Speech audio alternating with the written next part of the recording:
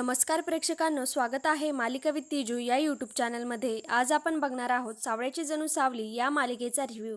आजच्या भागामध्ये असं दाखवलं जातं की चंद्रकांत सावलीला परत थँक्यू सो मच असं म्हणत असतो। तू आणि तुझ्या कुटुंबाने केवढी काळजी घेतली माझी, अगदी डॉक्टरांना सुद्धा बोलवलं, मी खूप आभारी आहे तुमचा। सावली म्हणते, अहो आभार नका मानू, आमचे कर्तव्य आहे, तुम्ही सांभाळून जा। चंद्रकांत म्हणतो, जा। तेवढ्याच सावली सर असं म्हणते आणि त्यांच्या पाया पडते। सावली त्यांचा आशीर्वाद घेते। इकडे सावली जाते आणि सारंग आणि त्याचे भाऊ त्या गाडीपाशी येतात। सगळेजण खूप काळजीने विचारतात, काय झालं, तुम्ही ठीक आहात ना, काय झालं? चंद्रकांत म्हणतो, अरे काही नाही झालं, I think blood pressure shoot झाला होता, त्यामुळे बीपीचा प्रॉब्लेम झाला। एक सज्जन कुटुंबाने माझी काळजी घेतली, अगदी डॉक्टरांनाही बोलवलं त्यांनी, मी औषधं घेतलं, आय एम फाईन नाव। नील म्हणतो, बाबा तुम्ही नक्की बरं वाटते ना तुम्हाला, नाहीतर लगेच डॉक्टरांकडे जाऊ। चंद्रकांत म्हणतो, अरे खरंच ओके आहे मी, हवं तर गाडी ड्राईव्ह करतो मी। राजकुमार म्हणतो, नाही नको, ते नका करू, आणि सगळेजण घरी जातात। इकडे तिलोत्तमा खूप काळजीने विचारत असते, का हो बरे आहात ना तुम्ही? सावकाश बसा, पाणी देते। ते पाणी पितात। तिलोत्तमा म्हणते, काय झालं मला सांगा ना, मला शांतपणे सगळं सांगाल का, काय झालं ते? चंद्रकांत म्हणतो, झालं असं की बँकेतून लॉकरमधून दागिने काढले आणि झालेला सगळा प्रकार सांगतो, त्याला कशी हेल्प केली। तिलोत्तमा म्हणते, तुम्ही सुखरूप पोहोचलात ना, तेच माझ्यासाठी खूप आहे। त्या मुलीचं आणि तिच्या कुटुंबाचं देव भलं करो। जगन्नाथ म्हणतो, तिलोत्तमाबाई, ठरवल्याप्रमाणे मुहूर्तावर घराच्या लक्ष्मीने पूजा करणं अपेक्षित होतं, पण आता मुहूर्त टळून गेलाय, त्यामुळे घरातल्या प्रमुखाने पूजा केली तरी चालणार आहे। तिलोत्तमा नवऱ्याला विचारते, चालेल ना तुम्हाला? इकडे सावलीच्या घरी कानू सावलीला म्हणते, सावू, माझ्या पोटी तुझ्यासारखी सोन्यासारखी मुलगी जन्माला आली, खरंच विठ्ठलाने माझं आयुष्य सार्थक केलं बघ। इकडे मेंढ्यांच्या घरी लक्ष्मीपूजन सुरू असतं। आसमी एवढे सगळे दागिने बघून मनातल्या मनात म्हणते, वा आसमी, बघतीयस ना, तू या घरात आली तर हे सगळं काही तुझं होईल, त्यासाठी फक्त तुला सारंगसोबत लग्न करायचं आहे, सिंपल। सारंग हात जोडून बाप्पाला म्हणत असतो, माझ्या बाबांना संकटापासून वाचवणाऱ्या कुटुंबाचे आभार मानावे तितके कमी आहेत, असाच आशीर्वाद आम्हावर असू दे आणि त्या कुटुंबाचंही रक्षण कर। इकडे श्री गणेशाची आरती घेतलेली आहे। दुसऱ्या दिवशी असं दाखवलं जातं की जयंती आणि अप्पू रस्त्याने दळण घेऊन चाललेले असतात। जयंती अप्पूला म्हणते, काय बाई ऊन आहे, कोई मिल गया मधले जादू नाही का, तसं वाटायला लागलं, पण जाऊ दे, त्याच्यासारखं काही चार्ज होणार आहे का मी? या उन्हाने बाई ग, केवढं काम इथं, कोट्टलवारांच्या घराण्यात एवढं काम नव्हतं, केवढ्या बाया आहेत माहिती का आमच्या इकडे कामाला?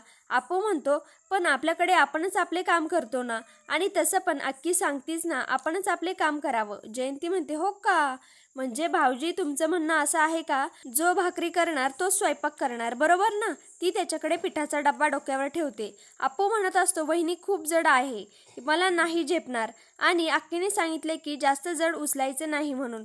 ती त्याच्याकडे डब्बा देऊन पटापट पुढे निघून जाते। मस्त एकटे गाणं म्हणत म्हणत घरी येते। सावली विचारते, वहिनी अप्पू कुठे? जयंती म्हणते, अप्पू येईल थोड्या वेळात। सावली विचारते, तुमच्या हातातलं दळण कुठे आहे?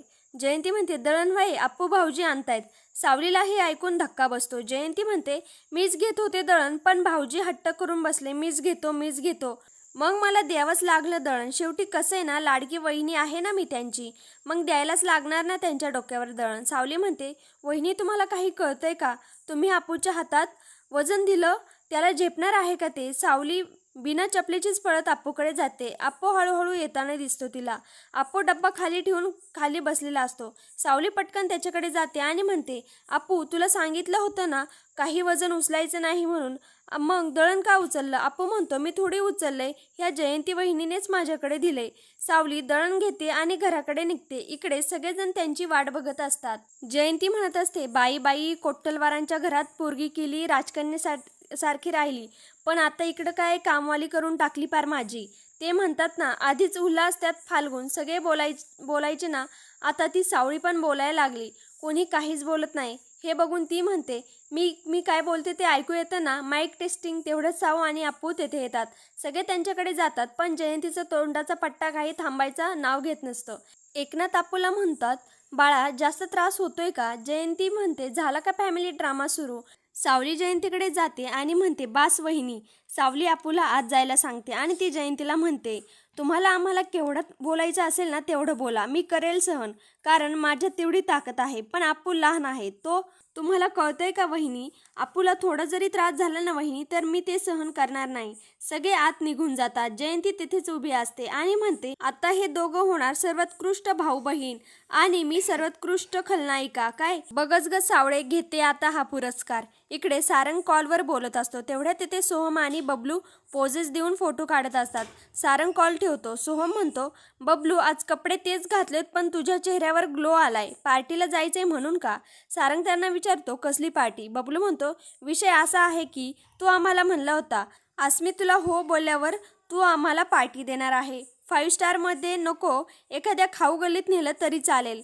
तो म्हणतो, देतो ना पार्टी, पण नंतर कधीतरी. सोहम म्हणतो, नंतर कधीतरी पण चालेल, पण जेव्हा कधी जाशील तेव्हा अस्मी सोबत असायला हवी. आमची ओळख करून दे. बबलू म्हणतो, हृदयाचा मार्ग पोटातून जातो म्हणतात. सारंग अस्मीला कॉल लावतो आणि म्हणतो, अगं भेळीची पार्टी ठरते, तू येशील का? म्हणजे तू फ्री असशील तर. अस्मी म्हणते, अरे वा, मस्त प्लॅन आहे, आज पण मला जमणार नाही. Sarang, I am extremely sorry. Sarang म्हणतो, ठीक आहे, बाय बोलून कॉल ठेवतो. सारंग बबलू आणि सोहमला सांगतो, अस्मी येणार नाही.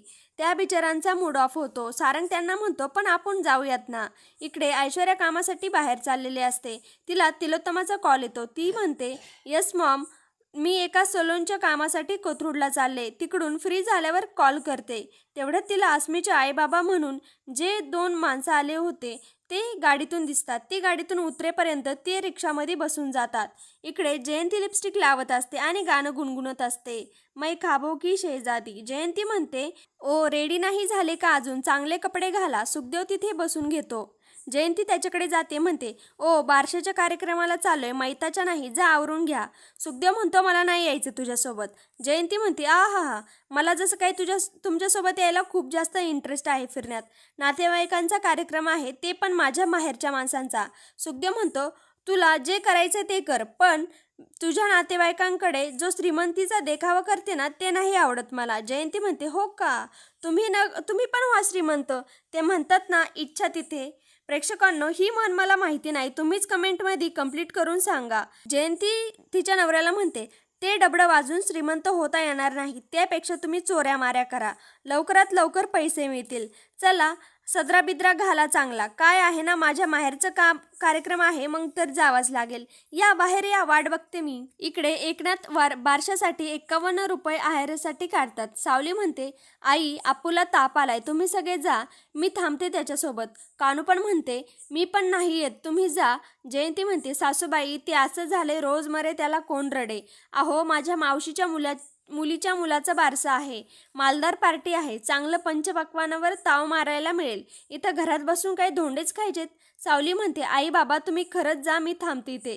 सुखदेवाला जयंती डोळ्यांनी खुणवते. तो म्हणतो, त्या लोकांनी आपल्याला बोलवलंय, आपण नाही गेलं तर चांगलं नाही वाटणार. कानू म्हणते, मी तुझ्यासाठी आणि अप्पूसाठी भाकरी करून जाते. सावली म्हणते, आई तू काळजी करू नको, मी करेल सगळं, तू खरंच जा. जयंती म्हणते, परंतु आणि नंतर सगळं नंतर बघू, चला आता ते पोरगं पाळण्यातच मोठं होईल. इकडे अस्मी तिच्या फ्रेंडसोबत पार्टी करत असते. अस्मी म्हणते, आपण आता एक गेम खेळणार आहोत, गेमचं नाव आहे बॉटम अँड टॉप. इकडे अपूला झोप येत नसते. तो सावलीच्या मांडीवर डोकं ठेवून म्हणतो, अक्के एक छान गाणं म्हण ना, मला झोप येईल. सावली गाणं गायला लागते. तेवढ्यात तिला भैरवी माईंना दिलेलं वचन आठवतं आणि आजचा भाग इथेच संपतो. धन्यवाद.